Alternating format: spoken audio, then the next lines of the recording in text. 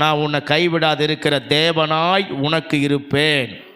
அதே மாதிரி என்னை யார் விடுவிப்பாங்க, எனக்கு யார் இதில் உதவி செய்வாங்க, எனக்கு யார் இங்கே வந்து கூட நிற்பாங்க, யார் எனக்கு வந்து இதில் வந்து பின்புலமாக இருப்பாங்க, பக்கத்துணையாக இருப்பாங்க, ஆதரவாக இருப்பாங்க, இதில் யார் எனக்கு உதவி செய்வாங்க, யார் எனக்கு ஹெல்ப் பண்ணுவாங்க, யார் என்னை புரிந்து கொள்ளுவாங்க, இதில் யார் எனக்கு அனுகூலமாக வந்து ஆதரவாக நிற்பாங்க அப்படின்னு நீங்கள் ஒரு வேளை உங்கள் வாழ்க்கையில் நடக்கிற எத்தனையோ காரியத்தை குறித்து நீங்கள் நினைக்கலாங்க. உட்கார்ந்து கொண்டு இருக்கிறவங்க தோத்திரம் எதையோ நினைக்கலாம், எதையோ நினைத்து செய்யலாம், நீங்கள் யோசித்து கொண்டு இருக்கலாம்.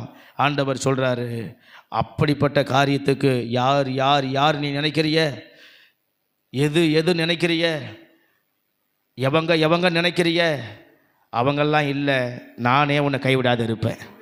ஆமே ஆமே ஆமே. நம்ம மாம்சீகத்தில் இருக்கிறோம், மனுஷனாகிறோம், அவங்க செய்வாங்க, அவங்க இப்படி தான் நம்ம மனசு போயிட்டு இருக்கோம். அவங்க மேலே, இவங்க மேலே, இது மேலே, அது மேலே நம்பிக்கை அப்படிலாம் போயிட்டு இருக்கோம், மனசு அலப்பாய்ந்து கொண்டு இருக்கோம். ஆனால் ஆண்டவர் சொல்கிறாரு, கொஞ்சம் நிறுத்து, நான் தான் உன்னை கைவிடாது இருப்பேன். அல்லேலூயா அல்லேலூயா. ஆண்டவரே நம்மளை கைவிடாது இருப்பார். ஆண்டவரே நம்மளை கைவிடாது இருப்பார். கர்த்தரே நம்மளை கைவிடாது இருப்பார். நான் ஒன்றை சொல்லுகிற இந்த வார்த்தையின்படி அவர் மட்டும்தான் நம்மளை கைவிடாது இருப்பார்.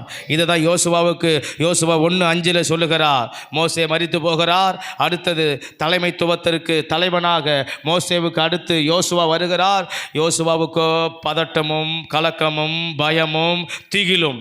அதனால தான் ஆண்டவர் சொல்கிறாரு, நீ கலங்காதே திகையாதே, நான் உன் தேவன், நான் உன்னோடு கூட இருந்து நான் உன்னை நடத்துவேன், நான் உன்னை விட்டு விலகுவதும் இல்லை, நான் உன்னை என்று கைவிடுவதும் இல்லை இல்லை இல்லை.